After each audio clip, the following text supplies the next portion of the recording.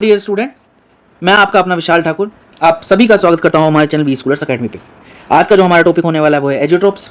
ये एक छोटा सा पोर्शन है सॉल्यूशन एंड कोलिगेटिव प्रॉपर्टीज़ का। ये हमारा लेक्चर नंबर 7 होने वाला है। आप इससे पहले के सारे लेक्चर हमारे यूट्यूब चैनल पे देख सकते हैं जाके, और this is going to be in continuation with our JEE और नीट 2025 सीरीज। तो चलिए बिना टाइम वेस्ट के स्टार्ट करते हैं। तो चलिए आइए स्टार्ट करते हैं। तो सबसे पहले समझते हैं हमारा रोल्स लॉ के बारे में।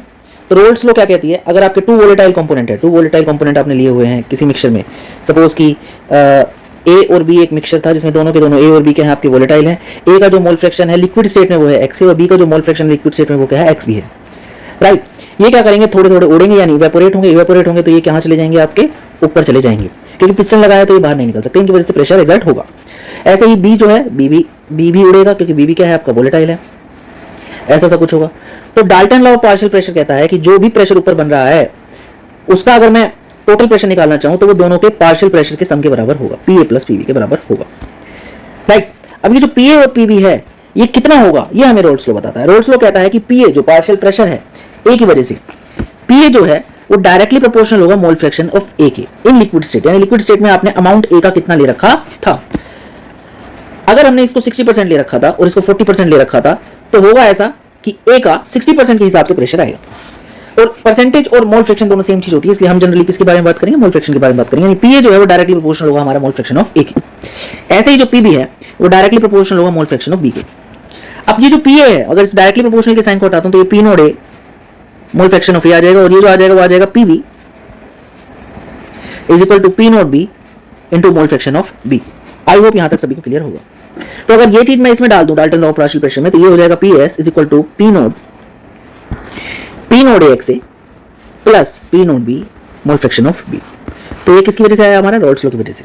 और रोल्स लॉ कौन फॉलो करते हैं, आइडियल सॉल्यूशन फॉलो करते हैं। तो आइडियल सॉल्यूशन ऐसे सॉल्यूशन जिनका ए बी और ए बी मिक्सचर मान रहा हूं, ए सो ए अलग से सॉल्वेंट मान रहा हूं, बी अलग से सॉल्वेंट मान रहा हूं, यानी ए में जो फोर्सेस ऑफ इंटरेक्शन थे और बी में जो इंटरमोलिकुलर फोर्स ऑफ इंटरेक्शन थे या अट्रैक्शन था वो ए में भी क्या है, सेम है। यानी कि ए को निकालने में जितनी एनर्जी लग रही थी ए सॉल्यूशन से, बी को निकालने में जितनी एनर्जी लगेगी बी सॉल्यूशन से, उतनी ही अमाउंट ऑफ एनर्जी मेरे को ए बी में से ए और बी को निकालने में लगेगी। तो इन सभी को क्या कहते हैं, हम आइडियल सॉल्यूशन कहते हैं। अब इस रोल्स लॉ की वजह से जो ग्राफ आता है किसमें, वेपर प्रेशर वर्सेस कंपोजिशन में, कंपोजिशन मतलब मोल फ्रैक्शन की टर्म्स में, मोल फ्रैक्शन की टर्म्स में जो ग्राफ आता है वो कुछ ऐसा आता है। समझते हैं, हमने क्या लिया यहाँ पे, मोल फ्रैक्शन ऑफ ए 1 ले लिया और मोल फ्रैक्शन ऑफ बी क्या हो जाएगा 1 0, क्योंकि ए पूरा का पूरा पड़ा हुआ है, बी यहाँ पे नहीं पड़ा हुआ है। अब मैं इस कंपोजिशन को चेंज करता जा रहा हूँ, यहाँ पे ए क्या ले लिया 0 हो गया और यहाँ पे बी क्या हो गया 1 हो गया, यानी कि बीच में दोनों अमाउंट पड़े हुए होंगे। कहीं पे भी आप बीच में लोगे तो दोनों अमाउंट पड़े होंगे। हो सकता है एक्स ए क्या हो 0.8 हो, एक्स बी क्या हो आपका 0.2 हो, ऐसे ही एक्स ए यहाँ पे क्या हो 0.5 हो, एक्स बी क्या हो आपका 0.5 हो, यहाँ पे क्या हो एक्स ए क्या हो आपका 0.2 हो, एक्स बी क्या हो आपका 0.8 हो। इधर डायरेक्शन में ए कम हो रहा है और इस डायरेक्शन में बी आपका क्या कर रहा है, बढ़ रहा है। आई होप आप सभी को ये बात क्लियर होगी।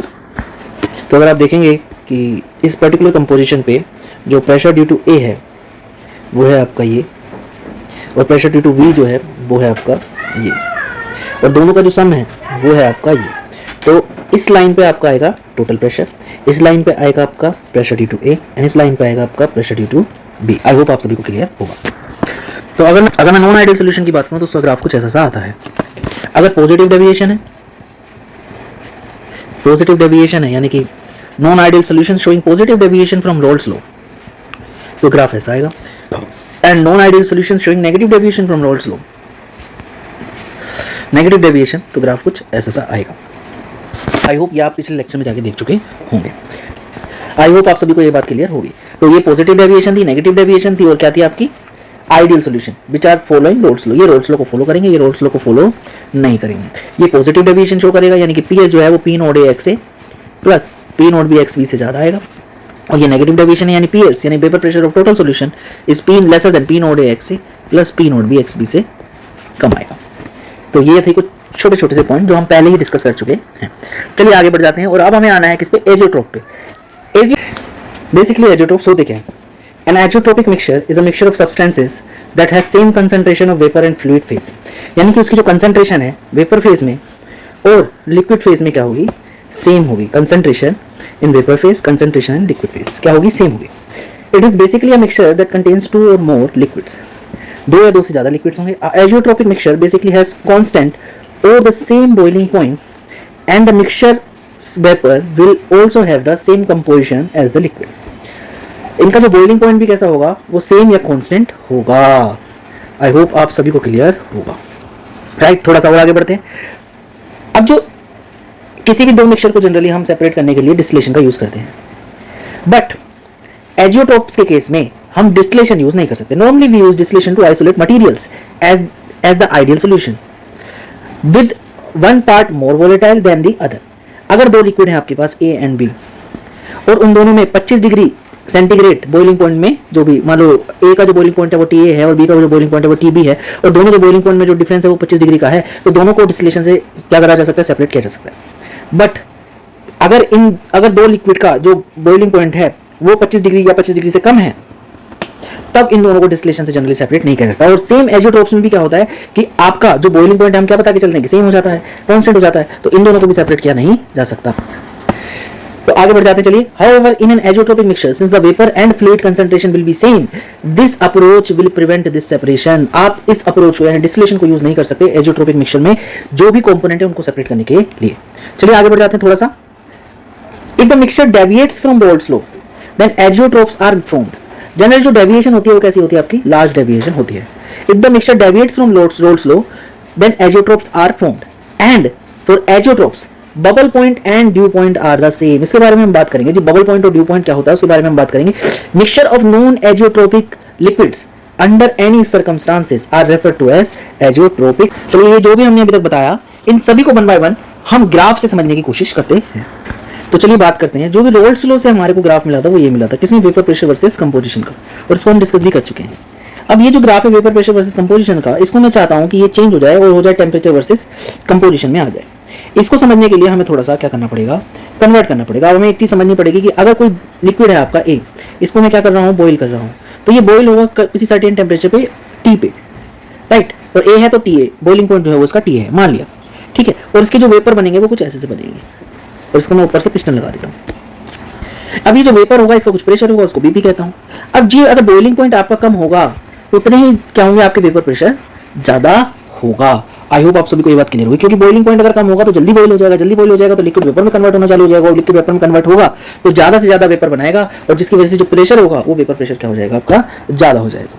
तो अगर इस ग्राफ को मैं इस ग्राफ में कन्वर्ट करना चाहूँ तो मैंने देखा कि पी नोट बी जो है इस केस में वो आपका ज्यादा है पी नोट ए से।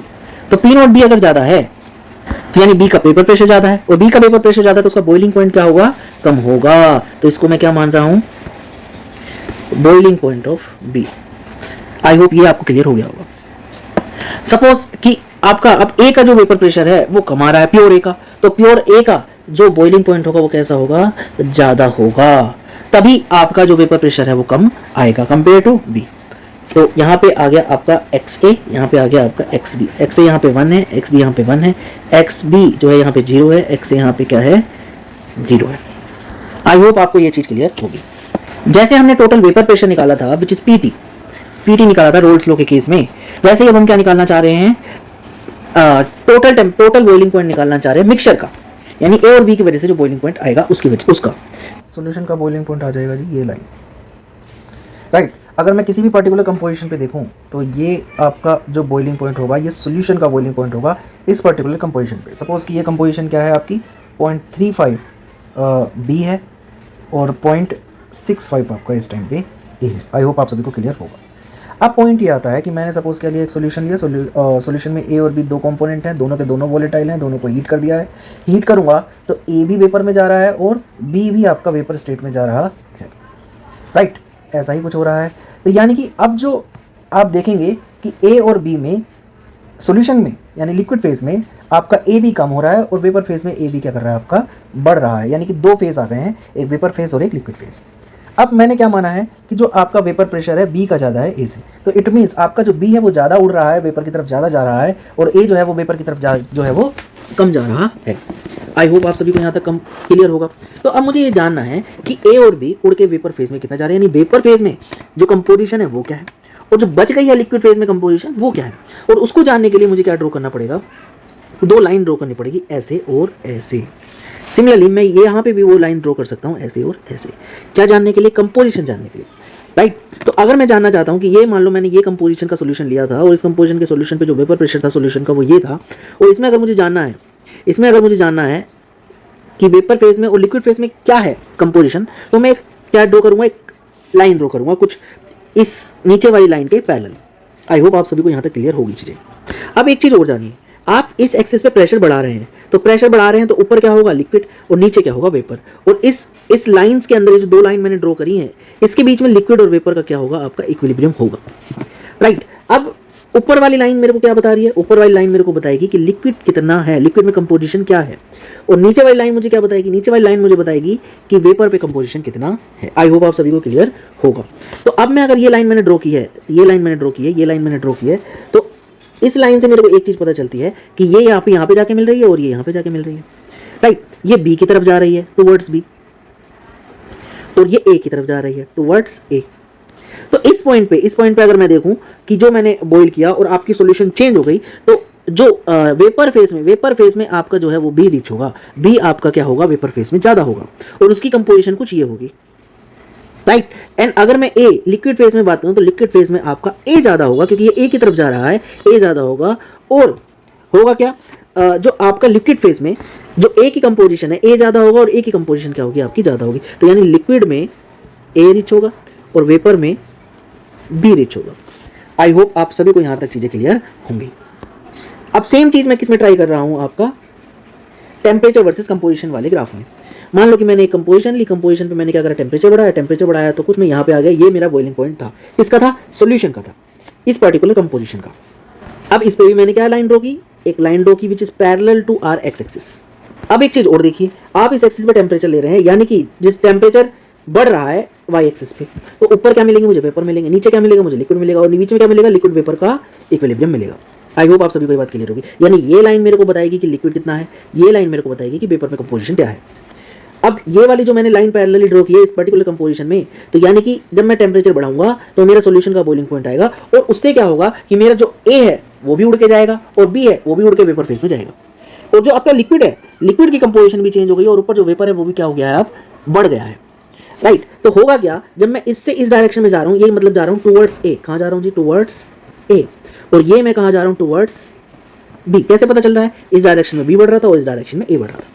अब यहाँ से मेरे को पता चल रहा है कि जो अब मैं अगर इस कंपोजिशन पे जाऊँ और ये यहाँ पे मिलती है, यानी कि मेरा जो वेपर है वो रिच है बी में, वेपर क्या है, वेपर है रिच बी में। क्यों, क्योंकि ये वाली साइड जा रही थी वेपर की तरफ, और ये वेपर की तरफ जा रही है, और ये बी की तरफ जा रही है, इसलिए बी जो है वो वेपर में रिच होगा, और ये होना भी चाहिए। क्यों, क्योंकि वेपर प्रेशर किसका ज़्यादा था, बी का ज़्यादा था, तो यानी कि उड़ के ज़्यादा कौन जाएगा, बी जाएगा, ए क्या जाएगा, कम जाएगा, तो वेपर में बी मुझे मिलता रहेगा ज़्यादा से ज़्यादा, राइट। आई होप आपको ये बात क्लियर होगी। और अगर इस डायरेक्शन में जाता हूँ, तो यहाँ पे क्या हो रहा है जी, यहाँ पे मैं ए की तरफ जा रहा हूँ, और ए की तरफ जाने से मैं देखता हूँ कि लिक्विड में मेरा ए ज़्यादा रह जा रहा है, यानी लिक्विड जो है वो रिच है किसमें, ए में। आई होप आपको यहाँ तक सारी बातें क्लियर होंगी।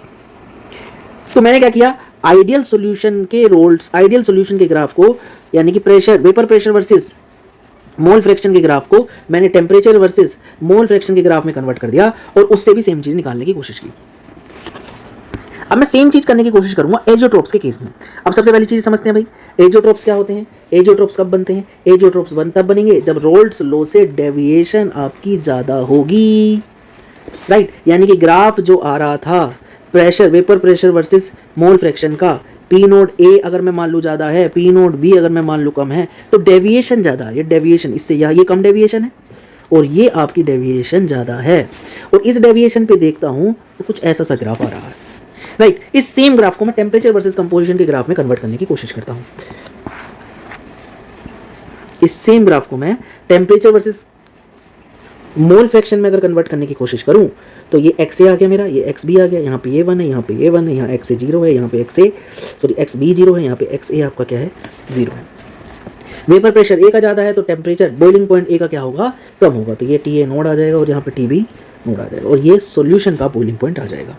ये रोल्स लॉ से था, राइट। इसको मैं डॉटेड भी बना सकता हूँ, क्योंकि मेरे को डेविएशन से मतलब है। अब मैंने क्या देखा कि आपका जो डेविएशन है वो ज़्यादा है, और कैसा डेविएशन है, पॉजिटिव डेविएशन है, तो बॉइलिंग पॉइंट कैसा हो जाएगा, कम हो जाएगा, थोड़ा सा ऐसा आ जाएगा, राइट।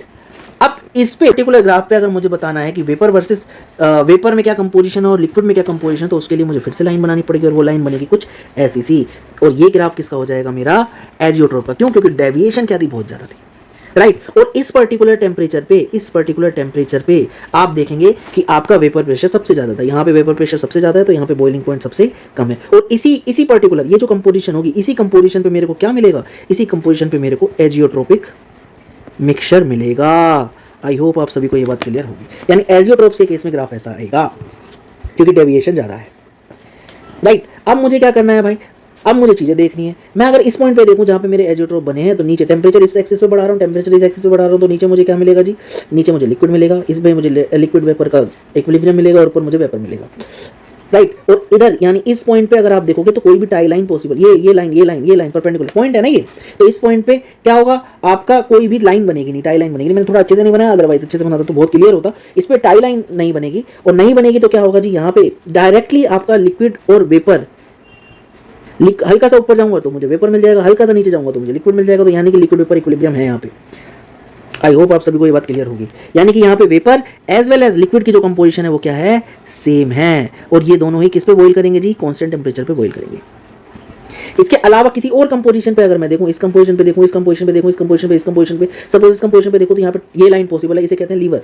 ये लाइन पॉसिबल है और इधर से इधर जाता हूं तो ये ए में रिच है, और इधर से इधर जाता हूं तो ये बी में रिच है। नीचे वाली लाइन मेरे को लिक्विड बता रही है तो लिक्विड में बी रिच है, और ए जो है वो वेपर में रिच है, क्योंकि ए का वेपर प्रेशर मैंने क्या माना था, ज़्यादा माना था। आई होप आप सभी को क्लियर होगा। तो चलिए आगे बढ़ जाते हैं। तो देखिए कुछ ऐसा सा ग्राफ मिलेगा टेम्परेचर वर्सेस कंपोजिशन का एजियोट्रोप्स के केस में। और इस पॉइंट पे देखूंगा, अगर मैं इस पर्टिकुलर पॉइंट पे देखूं तो हर जगह लीवर पॉसिबल है, इसी पे पॉसिबल नहीं है। और यहाँ पे लिक्विड और वेपर क्या है, सेम है। और इस पर्टिकुलर कंपोजिशन पे मुझे एजियोट्रोप मिल जाएंगे। और अगर इस कंपोजिशन का मेरे को सोल्यूशन मिलता है तो मैं उनको सेपरेट नहीं कर सकता, यानी कि इस पर्टिकुलर कंपोजिशन पे आके चीज़ें चेंज होना बंद हो जाएंगी। आई होप आप सभी को ये बात क्लियर होगी। अच्छा, सपोज मान लीजिए और कंपोजिशन पे चलते हैं और उसको मैं डिस्टिल करना चाहता हूँ, डिस्टिलेशन करता हुआ जाता हूँ, तो क्या वो पूरा सेपरेट हो पाएगा या नहीं हो पाएगा, अगर उसमें कहीं पे भी लार्ज डेविएशन की पॉसिबिलिटी है तो। मान लो मैंने लिया इथेनॉल और वाटर, राइट, इन दोनों का मिक्सचर ले लिया और कोई भी कंपोजिशन ले ली, सपोज ये वाली कंपोजिशन ले ली, और इसका ग्राफ मान लो कि इनका, क्योंकि एजियोट्रोप बनता है तो इसका ग्राफ मैं ऐसे ही मान लेता हूँ, या फिर इसको ए मान लेता हूँ, इसको बी मान लेता हूँ, चलो, राइट। तो इसकी कंपोजिशन मान ली ऐसी आ रही है, और इसका टेम्परेचर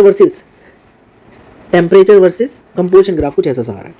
और कंपोजिशन मैंने ले रखी थी ये, जिसमें वाई जो है वो आपका कितना है, 80% है मान लीजिए, और एक्स जो है वो आपका 20% है। तो आपने इस कंपोजिशन पे टेम्परेचर बढ़ाना चालू किया, टेम्परेचर बढ़ाया तो ये बॉईल यहाँ कर गया, इस पर्टिकुलर टेम्परेचर पे ये बॉईल कर गया, इस पर्टिकुलर टेम्परेचर पे ये बॉईल कर गया। अब ये जो बॉईल करा है तो कुछ वेपर में जाएगा, कुछ किस में जाएगा, मेरा लिक्विड में जाएगा। तो मैंने देखा लिक्विड नीचे है, ऊपर वेपर है, और यहाँ पे इस पर्टिकुलर पत्ती के बीच में जो है वो लिक्विड वेपर क्या है, इक्विलिब्रियम है, राइट। इस साइड अगर मैं देखता हूं तो इस साइड आपका y ज़्यादा था तो y जो है वो लिक्विड में ज़्यादा रह गया, और इस साइड क्या था आपका x ज़्यादा है तो x जो है वो वेपर में चला गया। अब ये जो चीज़ वेपर में चली गई, इसको मैंने क्या कर लिया, कंडेंस कर लिया, अलग निकाल के कंडेंस कर लिया। कंडेंस करने के बाद सेम लिक्विड को मैंने किसी और बल्ब में डाला और उसको फिर से हीट करना चालू कर दिया, यानी कि कंपोजिशन अब जो हो गई थी वो ये हो गई थी, और इसको मैंने हीट करना चालू किया। अब यहाँ आ गया, अब यहाँ पे देखा ये वेपर बना, ये कंपोजिशन आ गई, और इसका बॉइलिंग पॉइंट, इसको फिर कंडेंस कर लिया और इसको फिर हीट करना चालू किया, और अब कंपोजिशन ये आ गई थी, तो इसका बॉइलिंग पॉइंट देखा मैंने क्या हो गया, फिर से कम हो गया, क्योंकि बॉइलिंग पॉइंट कम होता जा रहा है। जो भी आप कंडेंस कर रहे हो उसका बॉइलिंग पॉइंट कम होता जा रहा है, तो आप किस तरफ मूव कर रहे हो, आप देखोगे आप राइट की तरफ धीरे धीरे मूव करते जा रहे हो, यानी मोर एंड मोर आपका क्या जा रहा है, एक्स बढ़ता जा रहा है वेपर में, और वाई यानी लिक्विड फेज में आपका क्या रहता जा रहा है, लिक्विड फेज में आपको वाई मिलता जा रहा है, यानी धीरे धीरे चीजें क्या हो रही हैं, सेपरेट हो रही हैं। तो आप इधर गए, फिर आप देखा बॉइलिंग पॉइंट ये हो गया, फिर इधर गए, फिर बॉइलिंग पॉइंट थोड़ा सा ऐसे ले लेते हैं, फिर बॉइलिंग पॉइंट ये हो गया, इधर गए, फिर बॉइलिंग पॉइंट ये हो गया, इधर गए, फिर बॉइलिंग पॉइंट ये हो गया, इधर गए, फिर बॉइलिंग पॉइंट ये हो गया, इधर गए, और फिर बॉइलिंग पॉइंट आपका, यानी आप पॉइंट कुल मिला के यहाँ पे आ गए धीरे धीरे, और यहाँ पे क्या बन गए, आपके एजियोट्रोप्स बन गए। आई होप आप सभी को ये बात क्लियर होगी। अब अगर आप इसको हीट करेंगे तो ना आप इधर जा सकते, ना आप इधर जा सकते, ना ही आप लेफ्ट जा सकते, ना ही आप राइट जा सकते। अब आपका सेपरेशन पॉसिबल नहीं है, यानी कोई दो बंदे अगर वो एजियोट्रोप्स बनाएंगे, ए और बी दोनों मिलकर अगर एजियोट्रोप्स बनाएंगे, यानी उनकी किसी भी पर्टिकुलर कंपोजिशन पे एजियोट्रोप्स बनता होगा, और आपने उनको मिक्स कर दिया किसी भी पर्टिकुलर कंपोजिशन में, तो घूम फिर के एजियोट्रोपिक वाली कंपोजिशन पे आ जाएंगे, राइट। और फिर वो सेपरेट नहीं होंगे, यानी कि इथेनॉल और वाटर को मान लो मैं 50% ले लेता हूँ दोनों को, तो ये दोनों जाके क्या करते हैं, ये सपोज इथेनॉल है और ये सपोज वाटर है, तो ये दोनों जाके क्या करेंगे, इथेनॉल धीरे धीरे बढ़ता जाएगा और ये 95% पे आ जाएगा, और वाटर धीरे धीरे कम होता जाएगा, ये 5% पे आ जाएगा, और इस कंपोजिशन के बाद ये चेंज होना बंद हो जाएंगे, और इसी कंपोजिशन को क्या कहता हूं मैं, एजियोट्रोप्स, जो चेंज नहीं होती। आई होप आप सभी को क्लियर होगा, राइट। अब ये जो एजियोट्रोप्स होते हैं ये दो तरह के होते हैं, एजियोट्रोप्स जो होते हैं वो दो तरह के होते हैं, एक होते हैं मिनिमम बॉइलिंग एजियोट्रोप्स और एक होते हैं maximum boiling azeotropes. Minimum boiling azeotropes का ग्राफ ये आता है, मैक्सिमम बॉइलिंग एजियोट्रोप्स का ग्राफ ये आता है। अब हमने देखा था जो आइडियल सोल्यूशन थे वो रोल्स लॉ को फॉलो करते थे, पर non ideal solution roles law को फॉलो नहीं करते।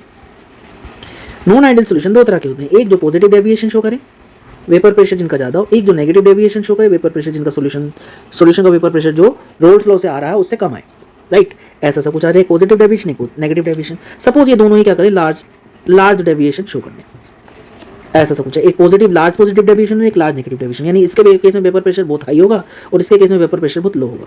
अगर इसको बॉइलिंग पॉइंट के टर्म्स में बात करूं तो वेपर प्रेशर हाई मतलब बॉइलिंग पॉइंट कैसा होगा, बॉइलिंग पॉइंट कैसा होगा आपका, बॉइलिंग पॉइंट कम होगा, लेस होगा, और इसका बॉइलिंग पॉइंट क्या होगा आपका, हाई होगा। जिसका बॉइलिंग पॉइंट कम होगा उसके केस में यानी पॉजिटिव डेविएशन वाले केस में जो आपका सोल्यूशन होगा उसको बोलूंगा मिनिमम बॉइलिंग एजियोट्रोप्स, इसको बोलूंगा मैं मिनिमम बॉइलिंग एजियोट्रोप्स, और दूसरे वाले को बोलूंगा मैक्सिमम बॉइलिंग एजियोट्रोप्स। आई होप आप सभी को ये बात क्लियर होगी। तो मिनिमम बॉइलिंग एजियोट्रोप्स होंगे और एक होंगे maximum boiling azeotropes. Minimum boiling azeotropes किस केस में आएंगे, जो पॉजिटिव डेविएशन शो करते हैं, और मैक्सिमम बॉइलिंग एजियोट्रोप्स जो आएंगे वो किस में आएंगे जी, जो आपको नेगेटिव डेविएशन शो करते हैं।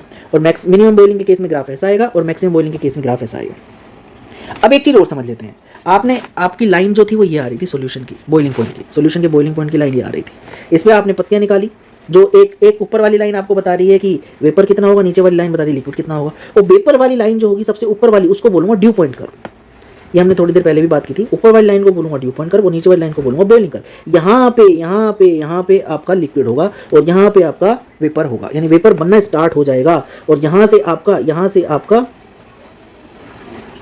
सारा का सारा लिक्विड जो है इस साइड पे वेपर में आ जाएगा, इस लाइन के जस्ट बाद, और यहाँ से जो है यहाँ पे वेपर बनना जस्ट स्टार्ट होगा और बॉइल करना स्टार्ट होगा, बॉइल करना जस्ट स्टार्ट होगा। आई होप आप सभी को ये बात क्लियर होगी। और इस केस में क्या होगा, वेपर और लिक्विड आपके क्या होंगे, इक्विलिब्रियम में होंगे।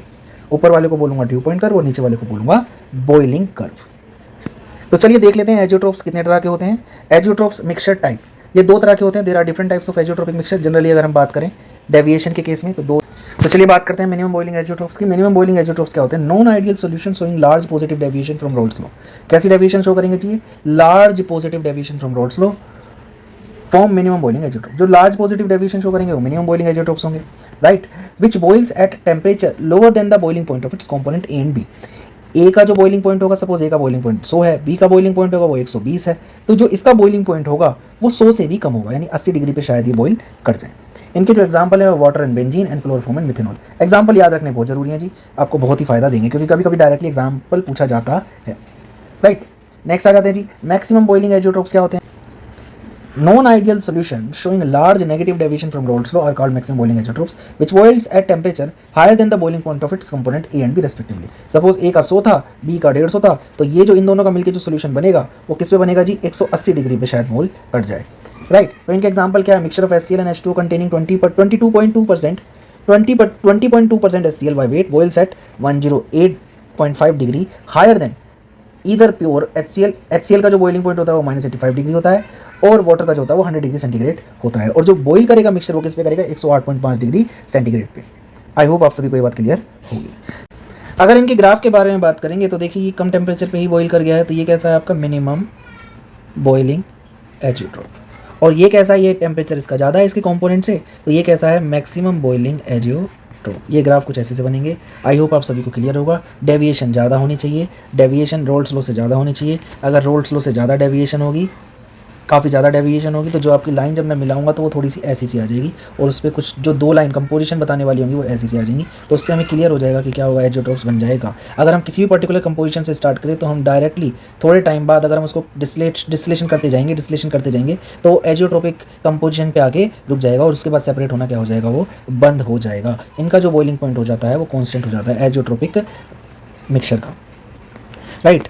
तो इसके एग्जांपल क्या है जी, अगर मिनिमम बॉइलिंग के एग्जांपल की बात करूँ तो वाटर एंड इथेनॉल, और मैक्सिमम बॉइलिंग की बात करूँ तो वाटर एंड HNO3। अगर कंपोजिशन की बात करूँ तो एजियोट्रोपिक कंपोजिशन जो है वो वाटर की है 32% एंड HNO3 की है 68%, और अगर मैं वाटर इथेनॉल सिस्टम की बात करूँ तो इथेनॉल जो है वो 95.4% है, और जो वाटर है वो 4.6% है। आई होप आप सभी को एजियोट्रोप क्लियर होगा, और इसी तरह की वीडियो के लिए हमारे साथ बने रहिए। ये नेक्स्ट वीडियो बहुत जल्दी आएगी, वो होगी कोलिगेटिव प्रॉपर्टीज़ पे, और हमारे चैनल को प्लीज़ लाइक एंड सब्सक्राइब जरूर करें, और बेल आइकन को दबाना ना भूलें, जिससे कि नेक्स्ट वीडियो का पता आपको बहुत जल्द पता लग सके। और अगर आपको कोई ऐसे लोग, कुछ ऐसे स्टूडेंट्स को जानते हैं जिनको इस तरह की वीडियोस की ज़रूरत है, तो आप प्लीज़ उनके साथ ये वीडियोस शेयर कीजिए। Thank you so much. Sayonara. तो स्टूडेंट, हमारे कुछ चैनल जिन्हें आप फॉलो कर सकते हैं, जैसे कि threads, YouTube, Facebook, website and Insta पे हमें फॉलो करना ना भूलें, क्योंकि उस पर हम हमेशा हर दिन एक क्वेश्चंस अपलोड करते हैं जिसका सोल्यूशन हम नेक्स्ट डे आपको देते हैं। आप उसको सॉल्व करके नेक्स्ट डे अपना सोल्यूशन चेक कर सकते हैं कि आपने सही किया या नहीं किया। और अगर किसी को इस तरह की चीज़ों की, केमिस्ट्री में किसी तरह की प्रॉब्लम है और कोई भी ज़रूरत है, तो वो हमें आप कमेंट सेक्शन में बता सकते हैं, हम आपकी प्रॉब्लम को दूर करने में हेल्प करेंगे। जब तक नई वीडियो नहीं आती तब तक के लिए थैंक यू सो मच। सायोनारा, शब बखैर, बाय बाय।